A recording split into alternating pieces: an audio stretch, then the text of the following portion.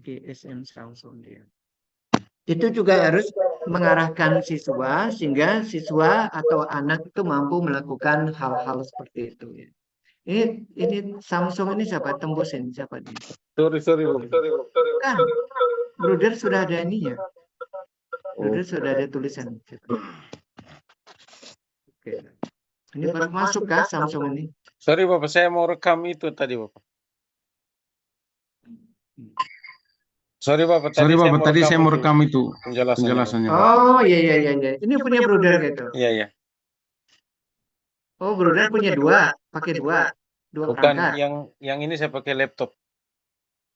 Saya pakai laptop.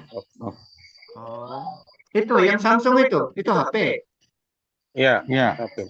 Oh, ya udah. Berarti Bruder punya Bruder memang. Bruder tuh pakai anu apa?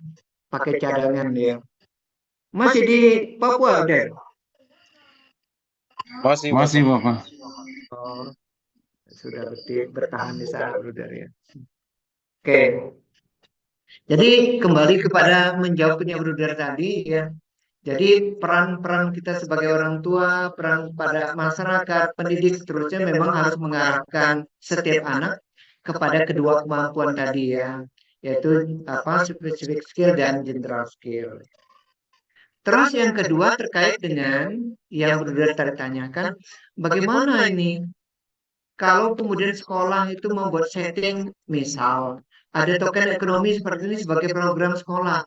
Tapi, apakah program ini nanti juga disambut dengan baik atau bersesuaian juga dengan apa lingkungan rumah dan lingkungan masyarakat? Jangan-jangan tidak sejalan, tanya Bruder kan? Nah, ini juga menjadi perhatian teman-teman ya. Kenapa kemudian pendidikan di Finlandia sana sebagai yang terbaik di dunia, katanya, ya? Yang terbaik dunia. Apa sih rahasianya gitu? Nah, salah satu rahasianya teman-teman, karena pendidikan di sana itu antara sekolah dan rumah itu nyambung. Ya, sekolah dan rumah itu nyambung. Jadi orang tua di sana konon itu sangat menghormati, menghargai guru.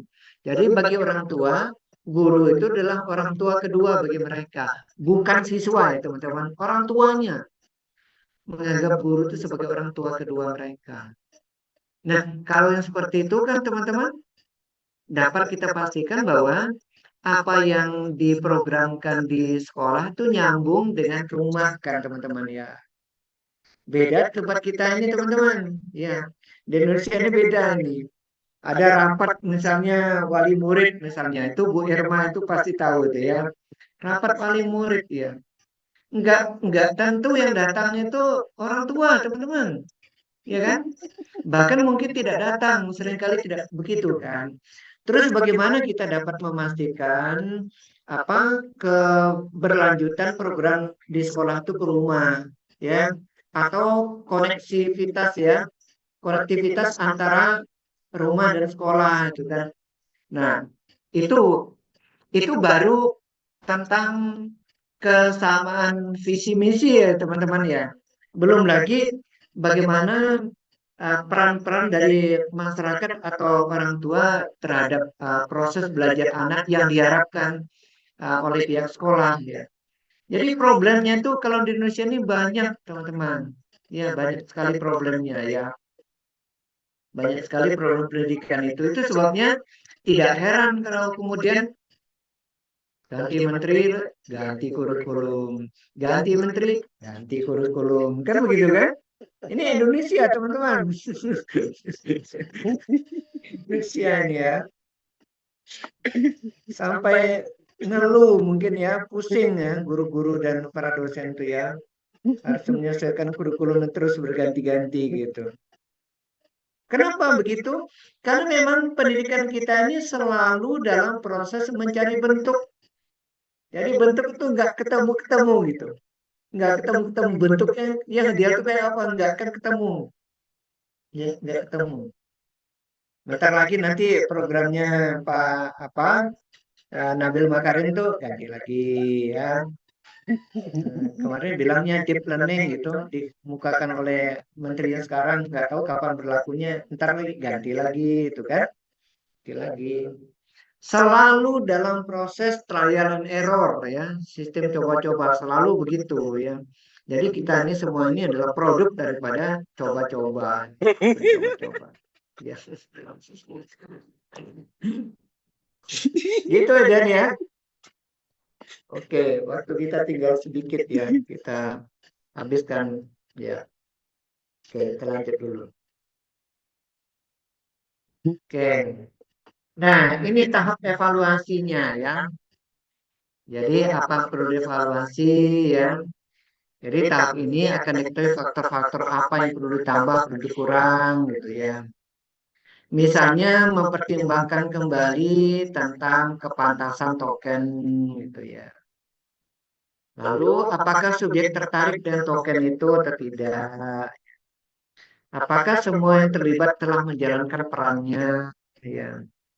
Keberhasilan dan kekurangan dalam pelaksanaan dijadikan sebagai bahan diskusi untuk program selanjutnya. Itu pada bagian evaluasi termasuk juga tadi ada yang sudah mencapai, ada yang belum, kayak begitu didasarkan pada baseline tadi ya. Gitu ya. Oke. Lagi. Nah, syarat agar supaya efektif ada syaratnya ya. Jadi supaya syarat ini dari Bu Sukaji ya. Sutarlina Sukaji ini adalah guru saya ya, mengajar saya di Erlangga. Beliau mengatakan hindari penundaan. Jadi itu tadi kalau dia sudah mencapai itu, maka token itu harus segera dikeluarkan dari tokonya ya. Token diberikan secara konsisten, kuantitas itu diperhitungkan. Jangan terlalu banyak atau dihargai terlalu tinggi ya, supaya tidak jenuh gitu ya. Persyaratannya harus jelas ya. Memilih pengukur reinforcer itu macam dan kualitas yang memadai sesuai dengan psikologi subjek ya, termasuk juga kategori usia. Kelancaran pengadaan pengukuh idaman ya, reinforcer yang diharapkan itu jangan sampai tersendat katanya. Pemasaran pengukuh idaman ya. Jadi seperti pemasaran dunia ekonomi juga, harga dari reinforcer itu dapat kita ubah-ubah tergantung jumlah daripada apa peminatnya.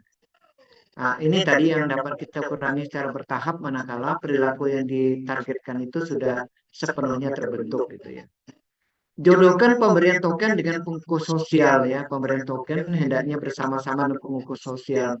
Jadi bukan hanya tokennya saja, tapi penghargaan dari dunia sosial itu juga harus dipahami oleh apa oleh mereka yang kita bentuk perilakunya ya. Seperti tadi misalnya punya Bu Dita tadi diberikan sertifikat. Sertifikat itu bisa apa? Bisa digunakan untuk apa? Itu juga harus ada nuansa sosial, tidak hanya sekedar selembar kertas kayak gitu. Oke.